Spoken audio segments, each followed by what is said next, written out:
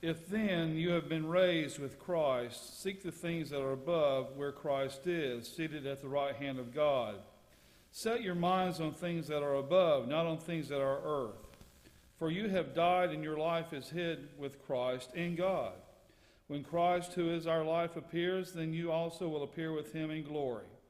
Put to death, therefore, what is earthly in you: fornication, impurity, passion, evil desire, and covetousness, which is idolatry. On account of these, the wrath of God is coming. In these you once walked when you lived in them, but now you put them all away: anger, wrath, malice, slander, and foul talk from your mouth. Do not lie to one another, seeing that you have put off the old nature with its practices, and have put on the new nature, which is being renewed in knowledge after the image of its Creator.